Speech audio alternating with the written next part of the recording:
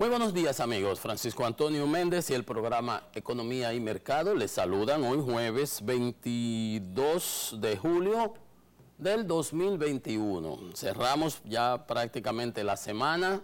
Mañana les toca a las chicas su programa de Buenos Días y hacen una revista variada. Bueno, empezamos dándole las condolencias al presidente Leonel Fernández por el fallecimiento de su querida madre, doña Yolanda Reina, que ayer, mientras estábamos en el programa, pues se anunciaba su fallecimiento. El propio presidente Fernández se lo daba a conocer. Anoche estuvimos dándole el pésame, expresándole nuestra solidaridad. Nosotros sabemos lo que es eso. Acabamos de pasar recientemente por esa misma situación con nuestra madre. Imagínense cómo estaba la funeraria en la noche de ayer y ya sabrán cómo está esta mañana. Hoy a las 9 se abrían para la funeraria, se iba a ser continuaba expuesto el cadáver, y a las 3 de la tarde hay una misa de cuerpo presente y posterior entierro en la Puerta del Cielo a las 4 de la tarde.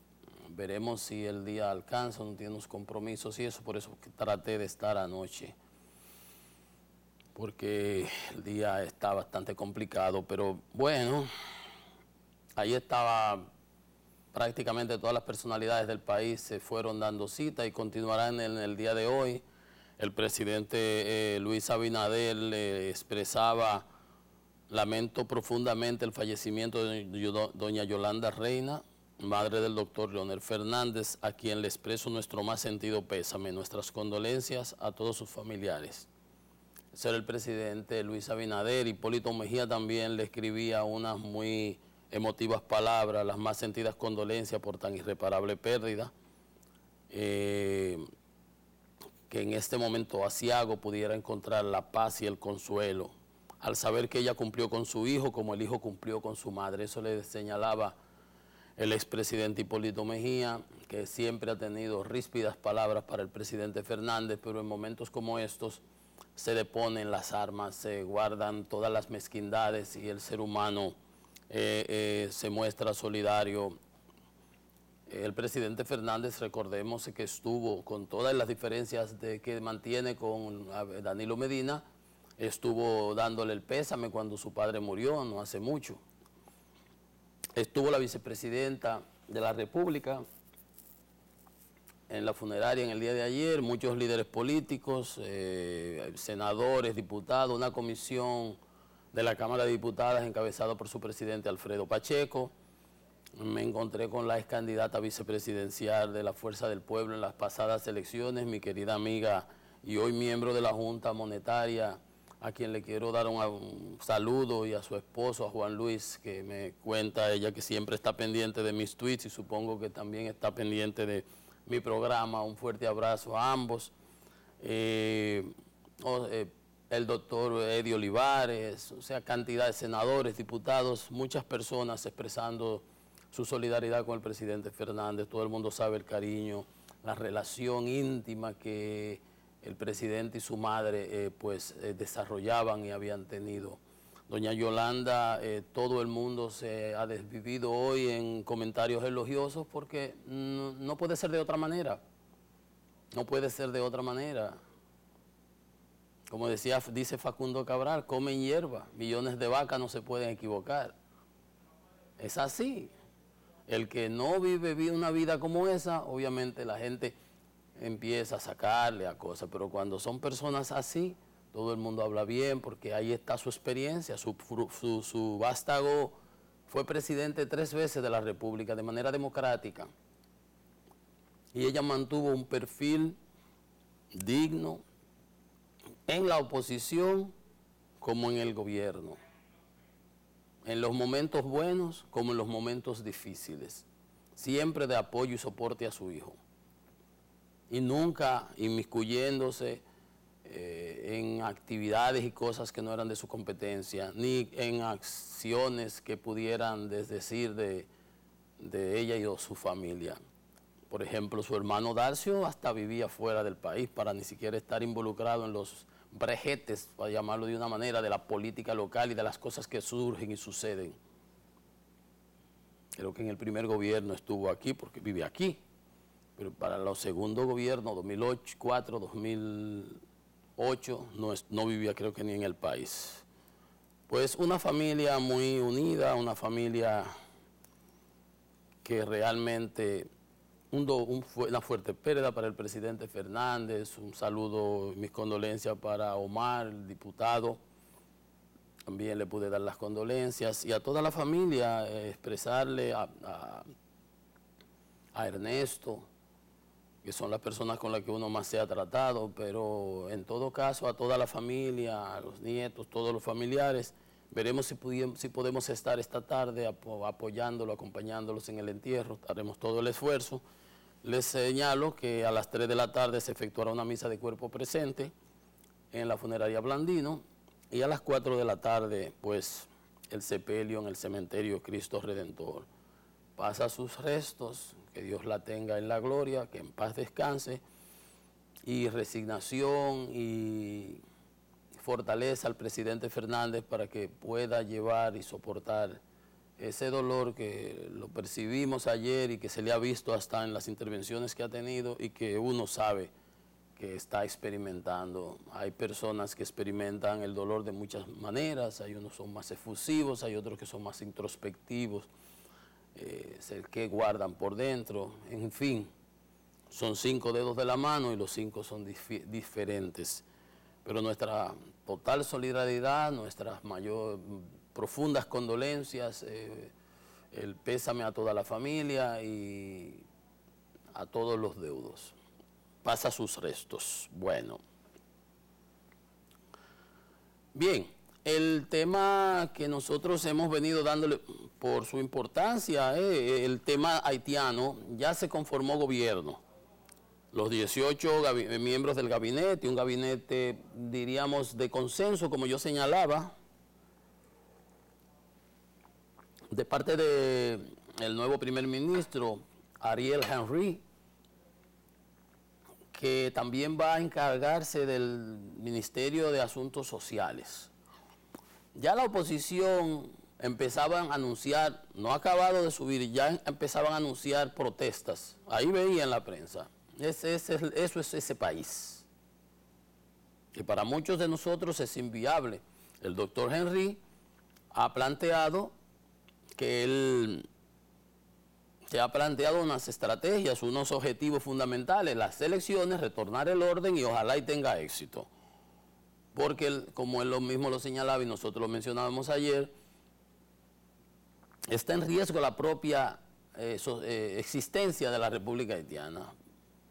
Vamos a ver, ojalá y tenga éxito. Entonces, entre todas esas cosas que han ido surgiendo y que se va a tratar de dar, que la justicia haitiana tendrá que juzgar a los culpables, etcétera, etcétera,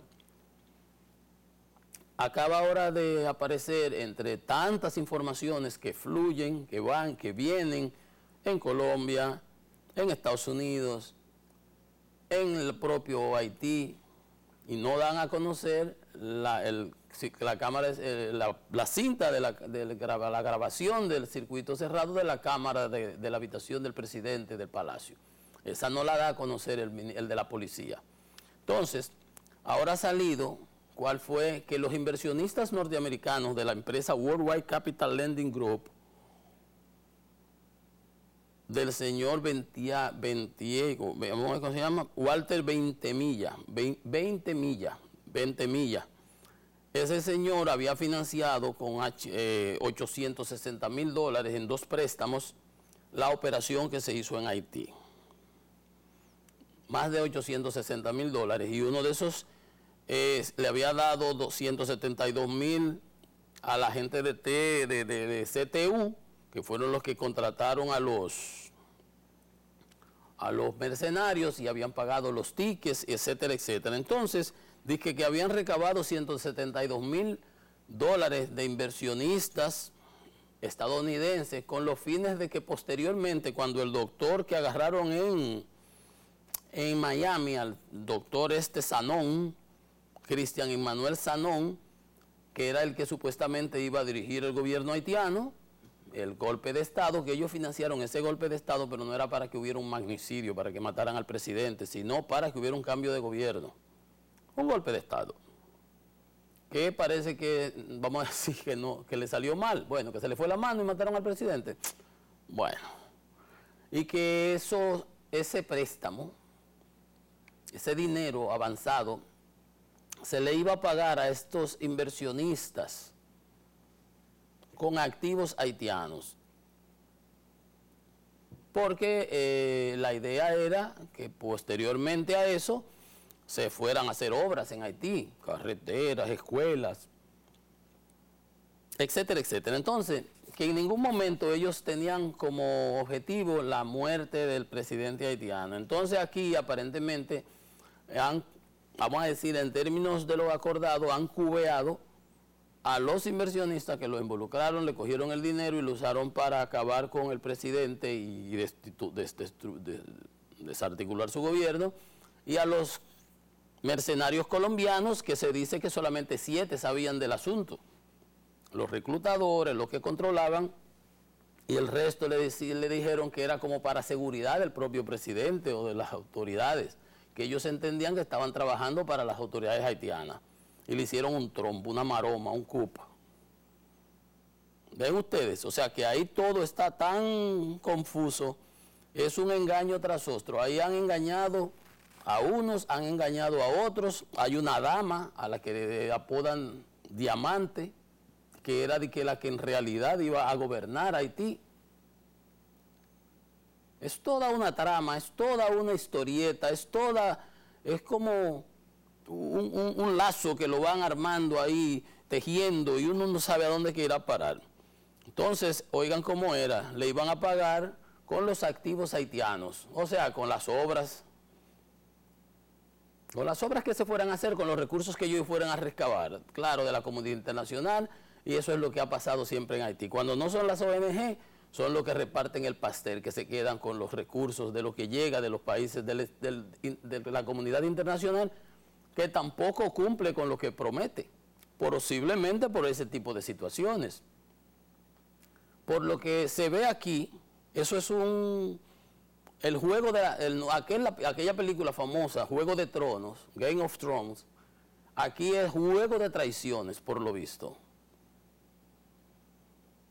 La seguridad, la policía, el jefe de la policía, el equipo de seguridad, los propios partidarios, los grupos, las bandas armadas, los financiadores de Estados Unidos, que aparece uno en Canadá, que los otros, que si el otro es de Ecuador, que si el tipo de la seguridad estudió en la escuela militar de Ecuador, que aparece ahí con los mismos mercenarios porque estudiaron allá de cadete.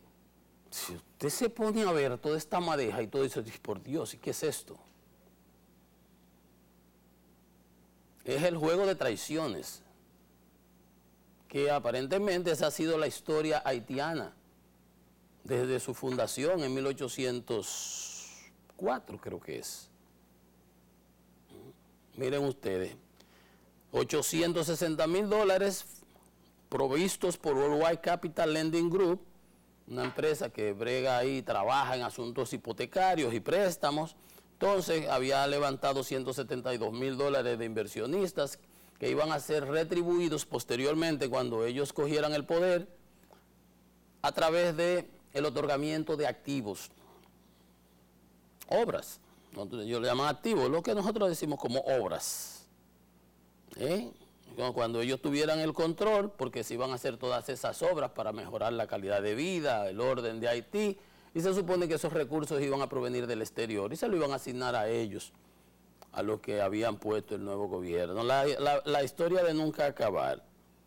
Entonces hay una cantidad de presos, hay otro paquete, hay unos 5 que andan escapados, que no los han agarrado ni los habrán de agarrar, porque ¿a quién va a agarrar Haití? Las autoridades haitianas. No agarra a nadie. Entonces ahí aparentemente no vamos a saber nada de nada. Posiblemente esos que están anunciando las protestas y las huelgas ahora, antes de asumir el gobierno, son los mismos que estén detrás de lo que, para que no se sigan las investigaciones y por el bien de la paz se deje todo así. No duden ustedes, créanme, yo sé escribir novelitas también. Posiblemente detrás de todas esas protestas, un gobierno que no acaba de empezar, que ha hecho un gabinete de coalición con todos los sectores, sociedad civil, industriales, técnicos, del partido Lavaraz, del partido del Jose ese que lo tuvo que dejar ahí, el que era primer ministro, que está detrás posiblemente de todas estas cosas, él lo tuvo que dejar como canciller. Premio de consolación, diríamos. Negociación política, realpolitik. Entonces posiblemente los que están aupando y los que están financiando esas protestas desde ya empezaremos a ver de nuevo las turbas de tigres voceando en las calles. Que lo financian, que lo pagan. Debe salir barato, la mano de obra barata haitiana es barata y más para vocear por la calle. Eso es mejor que pegar blog, o que recoger china, o que recoger batata en el monte. O sea que eso no es fácil, eso no es difícil financiarlo. No duden ustedes, vuelvo y les repito, que estén detrás de eso que hay, esos mismos que quisieran que todo se quede así. Total, encontrar o no los culpables de eso en Haití, eso sobra. Siempre ha sido la historia haitiana. Y quizás, si acaso para la paz y la tranquilidad del pueblo y que todo se vuelva a reencauzar, ese es el costo, pues a lo mejor. Ellos son haitianos si se entienden, si acaso se entienden, porque se dice que son diferencias de orígenes y tribus entre ellos, que por eso son muchas de las cosas que entre ellos mismos se dan. Bueno, ahí va la historia haitiana, la movie como yo le llamo. La movie como yo le llamo. Ahora entramos al tema.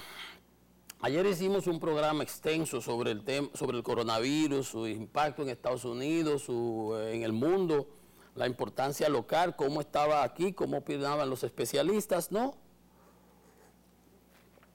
Y fuimos bastante extensos en cuanto a eso, un buen programa educativo para fines de que se pueda educar a los que nos rodean y que las propias autoridades no bajen la guardia en relación a todo lo que nos espera o que nos pudiera esperar. Que nos pudiera esperar. Miren, hacía días que yo decía, pero qué raro, las autoridades dominicanas enviaron a la CDC de Atlanta, al Center for Disease Control, Centro de Control de Enfermedades Contagiosas de Atlanta, el análisis de las muestras secuenciadas determinadas aquí.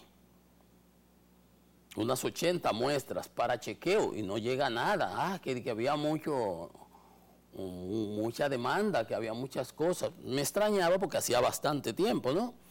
Entonces, según fuentes dice la prensa, según fuentes epidemiológicas, ya aquí está, y yo presumo que desde hace rato, circulando la variante Delta, a pesar de que nuestros números dicen que llegamos a la meseta y que estamos bajando. Yo le alertaba a las autoridades en el día de ayer que no nos durmamos en nuestros laureles, que esto no ha acabado, que el juego no acaba hasta que no termina, como dicen en pelota. ¿Correcto? ¿Recuerdan? Bien, pues ya nos confirman, era extraoficial, uno presumía, uno entendía que no puede ser que nosotros no tengamos la variante Delta cuando anda rodando por 140 países. Dígame usted, ¿cómo va a ser que nosotros no la vamos a tener? Si el eslogan de turismo es República Dominicana lo tiene todo. ¿Y cómo no lo vamos a tener si nos llegan turistas por un tubo todos los días? Gracias a Dios. Entonces, por eso advertía, hay que ser cuidadoso con eso, que las autoridades no se duerman en sus laureles. El presidente decía, estamos preparados para cualquier brote adicional. El problema es no tener que enfrentar un brote, sino ser proactivos y entrarle adelante para poner un punto de contención, que no se nos desmadre la situación, que no se nos embale. Que les pongo siempre el ejemplo de cuando viene bajando de Jarabacoa en la Virgen, si no pusiste ese cambio de fuerza antes, ya cuando eso cogió velocidad, no vale la pena ponerlo porque te rompe te rompe los dientes de la transmisión y ya no frena el motor.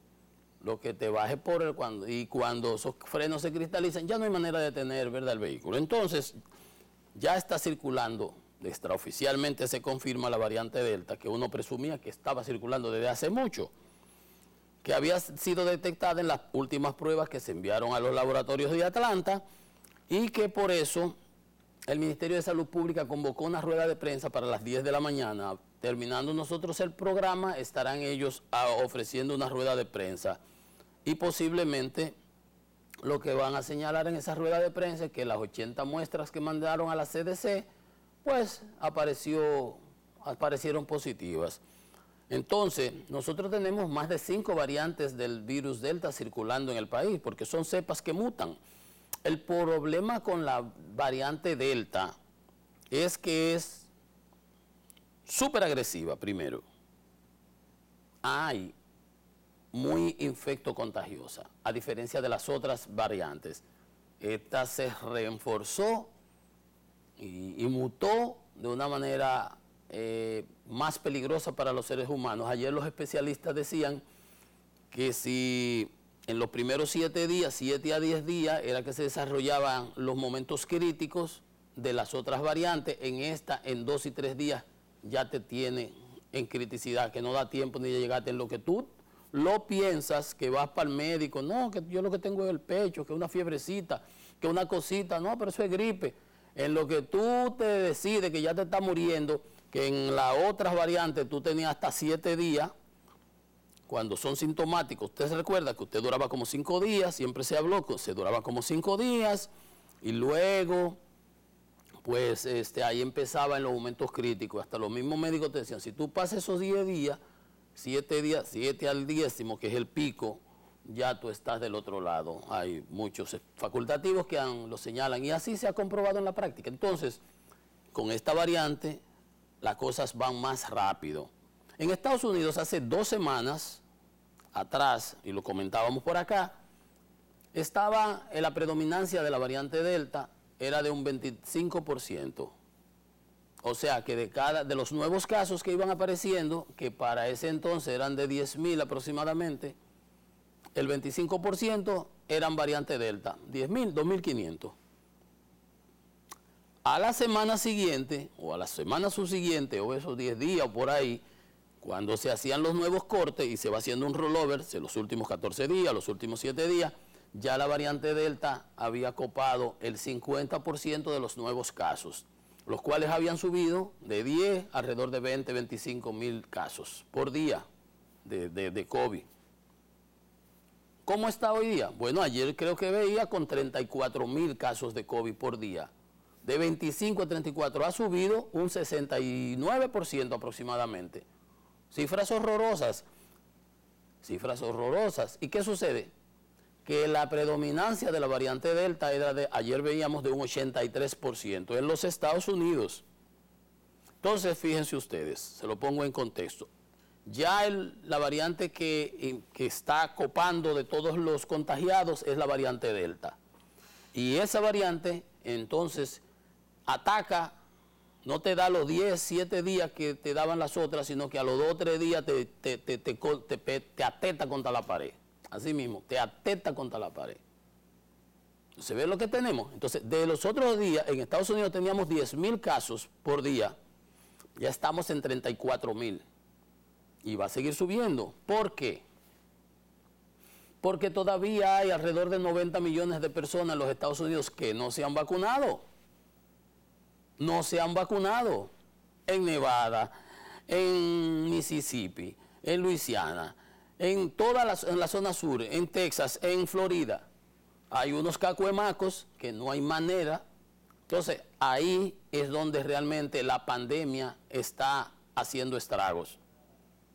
Y está atacando, y están al grito. Y el presidente Biden apela todos los días a que la gente vaya y se vacune, que es la única manera.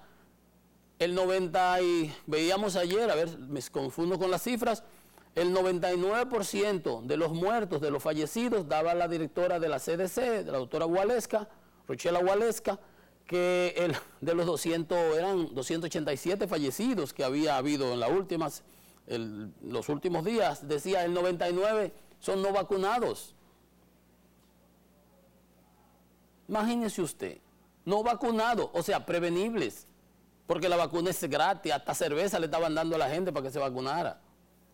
Entonces usted por anormal no se vacuna, ahí está exponiéndose.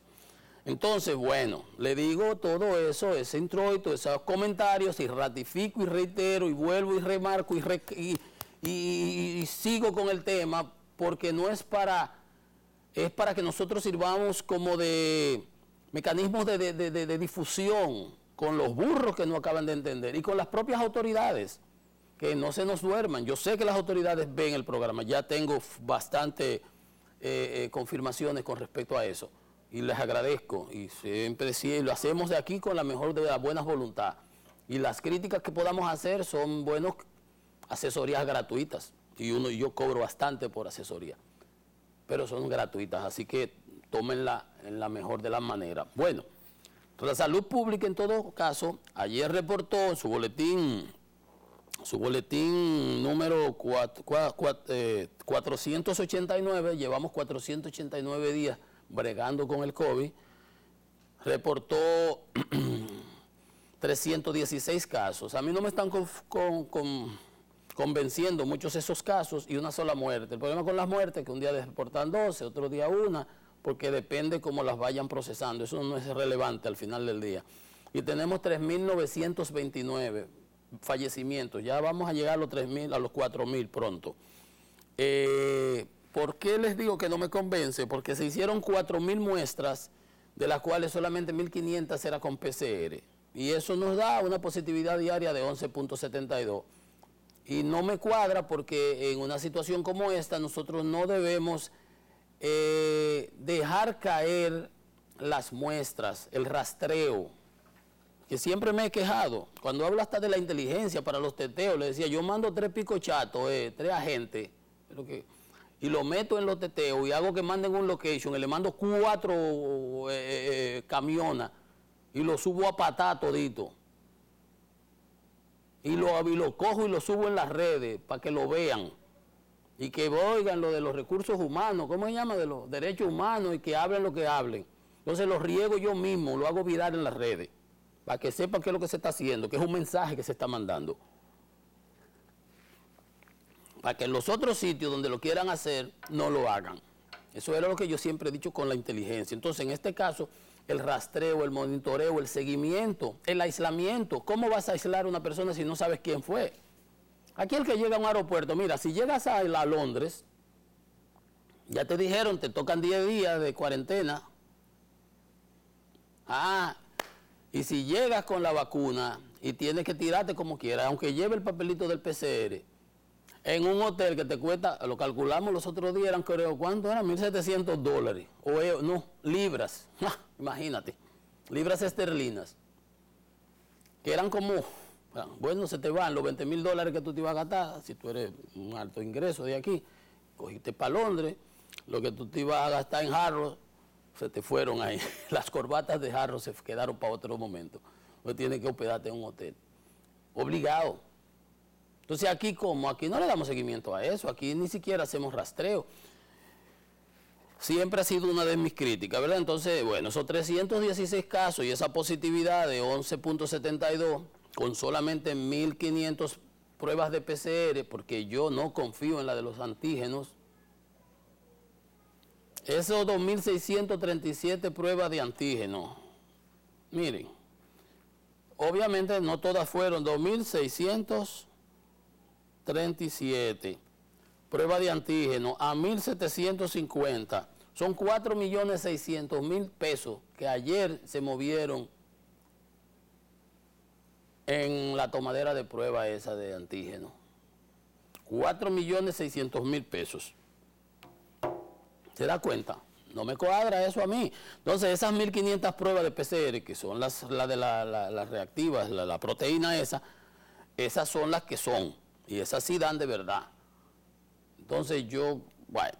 Pero en todo caso, lo importante es tenemos una baja, es bueno, no nos durmamos en nuestros laureles. Yo digo que aquí tenemos nosotros mismos que protegernos, que defendernos. Ya tenemos apertura, ya son hasta las 11 de la noche todos los días, sábado y domingo, todos, con las 2 horas de movilidad. Uno, bueno, se siente más cómodo, pero tiene que protegerse, mantener la mascarilla, aunque estés vacunado, por Dios. Y el que se quiera poner ayer con un amigo que inteligente, que quiero mucho, ayer dije, no, que yo no me voy a poner la tercera. Ponte la tercera dosis esa, que no esté dando vuelta. Bueno, entonces tenemos 723 personas convalecientes en las camas de los hospitales nuestros, ocupando un 27%. En unidades intensivas tenemos 246 pacientes. Para un 39 hemos caído sustancialmente, estuvimos en 63, 68. Tenemos 159 personas con ventilación. Entonces, le estaba haciendo un recuento un poco más o menos de lo que había pasado en Estados Unidos en el año, ¿verdad? Con las informaciones de ayer. Pero, por ejemplo, ahora mismo tenemos que se triplican los casos de COVID en los estados. ¿Ven lo que yo le estaba diciendo? Le hacía 10.000, 25.000, 34.000. Dice las informaciones que tenemos hoy, que se triplican los casos de COVID en los Estados Unidos en 2 semanas. Triplican. ¿Qué significan triplican? Que si teníamos 10, ahora tenemos 30. Se triplican los casos de COVID. Entonces, nuestro personal está frustrado, dice un doctor del UF Health Jacksonville Hospital de la Florida. En la Florida están, ayer veía la noticia, saturados los hospitales. Miren nosotros caímos, pero la Florida estaba como nosotros los otros días. Y les recuerdo a las autoridades unas declaraciones que daba un especialista de Estados Unidos que decía, es bueno seguir a Inglaterra, porque había un patrón. Por ejemplo, Estados Unidos iba como 2 semanas detrás de Inglaterra. Lo que venía sucediendo allá se replicaba aquí. Entonces es bueno seguir estos patrones y darle caso, porque han tenido que cancelar la cirugía, todas las otras cosas, porque han empezado a llegar los pacientes no vacunados. Ese es el punto. Pacientes no vacunados. Dice, en ese hospital aumentó a 134 pacientes en sus 2 sucursales. El personal está frustrado, cansado, agotado. No dan abasto. Entonces, en estos 7 días, 37.000 el martes, frente a menos de 13.700 el 6 de julio. ¿Ven ustedes lo que le está diciendo? Es que tengo las cifras de memoria. Le dije 10.000, 13.000 el 6 de julio. Si buscamos el 5, a lo mejor eran los 10.000 que yo digo. Y ayer estaba en 37.000. Y solamente en Estados Unidos hay un 56% de los pacientes con al menos una dosis. Hay 90 millones de anormales por ahí que no se quieren vacunar. Ese es el caldo de cultivo del virus. Entonces, en Luisiana, por ejemplo, mi querida Luisiana, 5.300 nuevos casos de COVID el miércoles. Es que no se quieren vacunar. Lo de ellos el teteo y el Mardi Gras, y ahí a mí me encanta el fresh water. Me fascina. New Orleans, a mí me encanta, eso es lo más mejor, como dicen los muchachitos. Sí, pero mira a mí, 5.388 nuevos casos el miércoles. Las hospitalizaciones subieron a 844. ¿Tú sabes lo que coge con 844 personas para los hospitales que están ahí? ¿Dónde los metes? Pero ni en Estados Unidos, en ningún sitio. ¿Sabes lo que son 844? No son un hotel, ¿verdad? Que tiene. No, son hospitales que tienen que tener todo. Oxígeno, todas las cosas que lleva una habitación de hospital. 844 a nivel estatal. Un aumento de más de 600, o sea, de 200, 800, más de 600, 400%. Entonces, en Utah se reportaron 295 personas hospitalizadas a causa del coronavirus. El triple de la tasa de infección que tuvo en su punto más bajo durante la pandemia del año pasado. Entonces, ¿qué es lo que estamos viendo? Que todo eso, en Texas, el Texas Tech, la Universidad de Texas, igualito. Es como ver un accidente automovilístico antes de que suceda. Es que lo sabemos, que son prevenibles esos casos, señores. Es todo prevenible. Son el 99% de esa gente que le estamos diciendo, de esos 37,000 que están llegando ahora mismo, son no vacunados. Oye, chole, pero hay que ser tan anormal para saber que usted se puede morir, que esa vaina le puede dar en cualquier momento porque anda por ahí.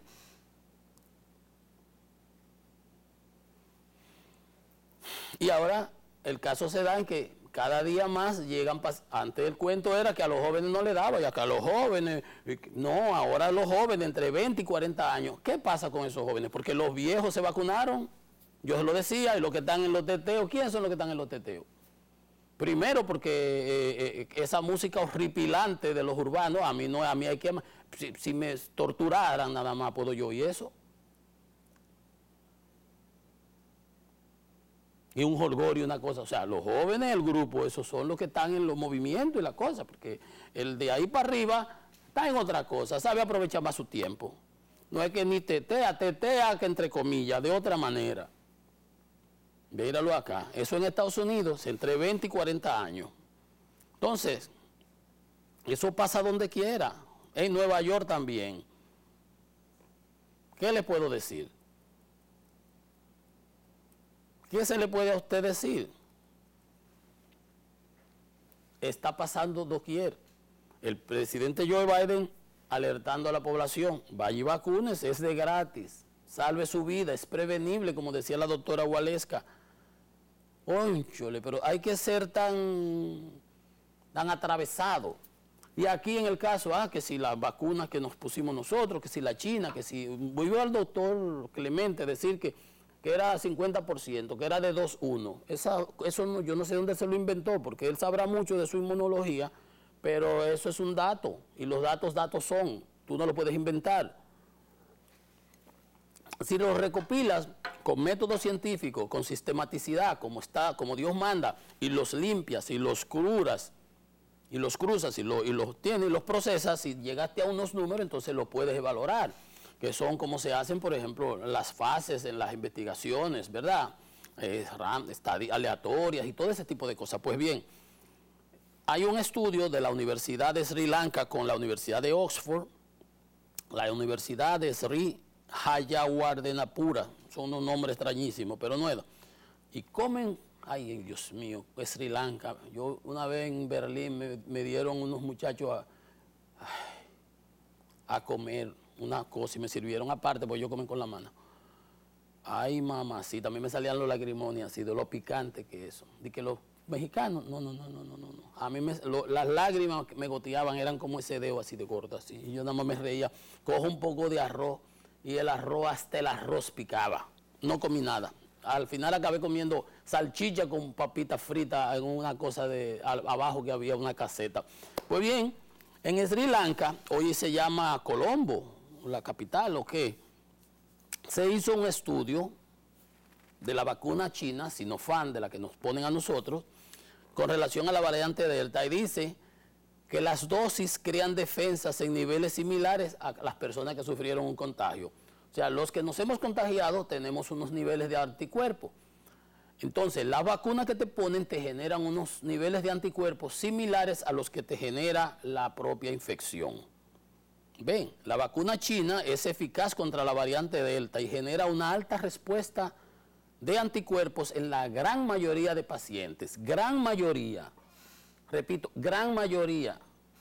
Significa que hay una proporción que no genera esa alta respuesta de anticuerpos. Aunque la gran mayoría, pero una gran mayoría pudiera ser 75%. Una gran mayoría pudiera ser 80%. Una gran mayoría pudiera ser 90, 95%. No está claramente, entonces vamos a ver en qué consiste esa gran mayoría. Los científicos de la Universidad de Oxford y la Universidad de Sri, le vamos a decir así para no seguir con el nombre larguísimo, dice que los vacunados con Sinopharm tienen un nivel similar de protección contra la infección con variantes Delta y Beta. Gran noticia, porque a nosotros nos han puesto la variante de las vacunas de Sinopharm y ahí oigo a veces que los que van a Nueva York, que quieren ir a Canadá y que le obligan, tienen que mostrar más papeles de la cuenta, porque ellos como que no le dan mucho valor nada más que a su Pfizer, pero ahí yo creo que hay mucho de política y de intereses comerciales.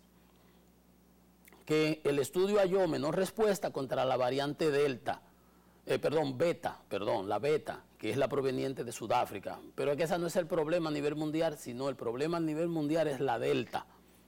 Entonces, ese análisis fue de 282 personas.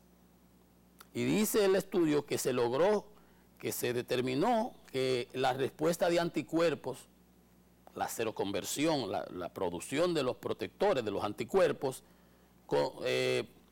se logró una respuesta de anticuerpos del 95% contra la proteína Spike del SARS-CoV-2. La proteína Spike es la pullita esa que dibujan al muñeco ese, que la cosita esa es como que la llave por la que entra al cuerpo humano el virus. Entonces esa es la proteína Spike, la cosita esa, la coronita que le sale por fuera. Entonces, una respuesta del 95% es extremadamente buena contra esa proteína, que es la llave del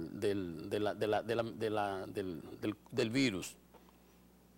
Dice que entre los pacientes de 20 a 40 años se logró el 98%, o sea, mucho más. Pero yo con el 95 me conformo. Con el 95 me conformo.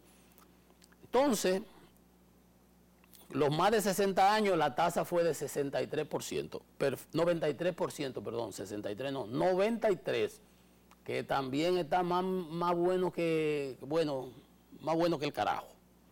Entonces también se hizo un estudio en la Argentina, en la vida real, en pacientes con más de 60 años y arrojó una eficacia del 84%. O sea que todos los que nos hemos puesto nuestra vacuna Sinopharm podemos sentirnos cómodos, aunque hay que guardar los protocolos que se han recomendado. No se hay que alocarse, ni forzar el mingo, ni tentar al pájaro malo. ¿Verdad? Tampoco las cosas hay que provocarlas. Uno, vamos a hacer lo que tenemos que hacer. Si tenemos que quitarnos la mascarilla, estamos en un lugar abierto, perfecto. Si estamos en lugar cerrado y mucha gente, entonces la pone por si acaso. Vamos a cuidarnos, ¿verdad? Vamos a cuidarnos. Miren, interesantísimo ese su estudio. Hacemos una pausa. Venimos en breve con más en Economía y Mercado.